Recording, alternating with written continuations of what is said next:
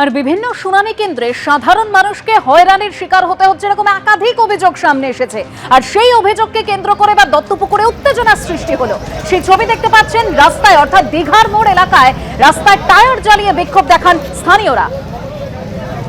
ঠিক কি কারণে তাদের এই বিক্ষোভ, কি দাবি করছেন স্থানীয়রা, বিস্তারিত আমরা জানবো আমাদের প্রতিনিধি সমীরণ পালের কাছ থেকে। সমীরণ, দেখো, যেটা অভিযোগ যেটা হচ্ছে সাধারণ মানুষের যে গভীর রাতে শুনানির জন্য তাদের কাছে বার্তা এসে পৌঁছচ্ছে, তার পরের দিন 15 কিলোমিটার অতিক্রম করে তাদেরকে বাসের 1 নম্বর ব্লক অফিসে এসআইআর এর শুনানির জন্য হাজির হতে হচ্ছে। কাউকে একবার, কাউকে দুবার পর্যন্ত শুনানিতে ডাকা হচ্ছে। অর্থাৎ শুনানির নামে সাধারণ মানুষকে হয়রানি করা হচ্ছে এবং খুব কম সময়ের নোটিশে ডাকা হচ্ছে। তার ফলে সাধারণ মানুষ সমস্যায় পড়ছে। এই কারণে আজকে দুপুরবেলা দীঘার মোড় এলাকা, সেখানে যশোর রোড দত্তপুকুর থানার অন্তর্গত, সেখানে সাধারণ মানুষ টায়ার জ্বালিয়ে প্রায় 40 মিনিটের বেশি সময় অবরোধ করে। দত্তপুকুর থানার পুলিশ ঘটনাস্থলে এসে পৌঁছয়ে অবরোধকারীদের আশ্বস্ত করে অবরোধ ওঠে।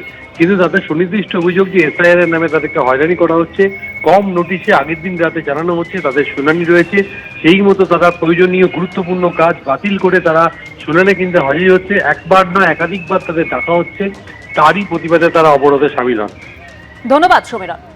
আর এই এসআইআর নিয়ে কমিশনের সঙ্গে বিজেপিকে একযোগে তীব্র আক্রমণ করেছেন মমতা বন্দ্যোপাধ্যায়। তিনি বলছেন, এখন কৌরব পক্ষের সঙ্গে লড়াই মানবিকতা বনাম দানবিকতার লড়াই, মিসম্যাচ করে মানুষকে যন্ত্রণা দেওয়া হচ্ছে, একদিন তোমাদেরও ভুগতে হবে। আর পাল্টা আইপ্যাক কাণ্ডকে হাতিয়ার করে সুকান্ত মজুমদার তিনি আক্রমণ করে বলছেন যে কে সবুজ ফাইল চুরি করেছে, তাহলে কে দানব? শুনুন। আজকে আমাদের লড়াই করতে হচ্ছে কৌরব পক্ষের সাথে, মানবতাকে লড়াই করতে হচ্ছে অমানবিকতার সাথে। মানবিকতা বনাম দানবিকতার লড়াই হয়ে গেছে। কিসের জন্য মিসম্যাচ আর মিসম্যাপ? তুমি বাংলা জানো না, বড়াই করছো, বাংলা ভাষাকে অসম্মান করে মিসম্যাচ আর মিসম্যাপ করে মানুষকে যন্ত্রণায় ফেলছো। এই যন্ত্রণা আগামী দিন তোমাদেরও ভুগতে হবে, জেনে রেখো। অন্যায় কখনো কাউকে ক্ষমা করে না, অন্যায়কে ক্ষমা করতে নেই।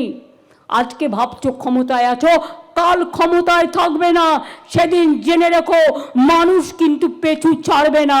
যেখানে পালাও, মানুষ কিন্তু বলবে পালাবার পথ নাই, জো মাছে পিছে।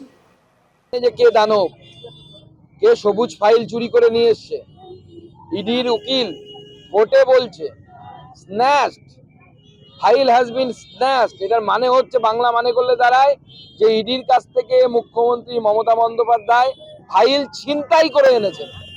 প্রথম পশ্চিমবঙ্গবাসী আমরা পাচ্ছি এমন মুখ্যমন্ত্রী যিনি ছিনতাইবাজ মুখ্যমন্ত্রী। এর আগে আমরা মুখ্যমন্ত্রীর বিরুদ্ধে চোর, নানা রকম অপবাদ শুনেছি, কিন্তু ছিনতাইবাজ মুখ্যমন্ত্রী এর আগে ভারতবর্ষের কোনো মুখ্যমন্ত্রী পায়নি। ভারতবর্ষের কোনো রাজ্যের মুখ্যমন্ত্রীর বিরুদ্ধে এই অভিযোগ আসেনি।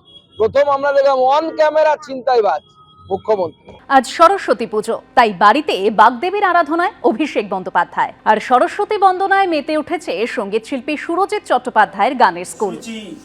নমো শুচি, নমো শুচি, নমো শুচি শিবাদি অনিচ।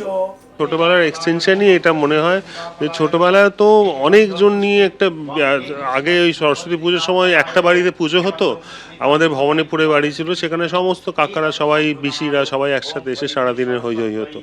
সেখান থেকে এখন এই এতজনকে নিয়ে সরস্বতী পুজো, এইটাও একটা, সেই জন্য খুব ওই ছোটোবেলাটাও আমার কিছুটা হলেও আমার মনে পড়ে যায় যে এত মানুষ একসাথে সরস্বতী পুজো করছি। আমাদের এই মা ফাউন্ডেশন এখন নয় করে 10 বছর হয়ে গেল তোমার, মানে এই কোভিডের ধাক্কা সামলে সব কিছু মিলে আমাদের এখানে প্রায় 100 জনের ওপর স্টুডেন্ট, তারপরে এত ফ্যাকাল্টি, তারা সবাই বিভিন্ন রকমের জিনিস, মানে সেখানে মাউতার গানও শেখানো হয়, সেখানে গান, নাচ, আঁকা সব কিছু। সেটাই আমাদের সবার এত আনন্দ হয় যে এত মানুষ এখানে এত কিছু শিখছে। তো সেইখানে কিন্তু সেগুলো তো সব বিভিন্ন সময়, তাই না? সপ্তাহে এই দিন সে, ওই দিন সে, এই সময় সকালে কেউ, বিকেলে কেউ।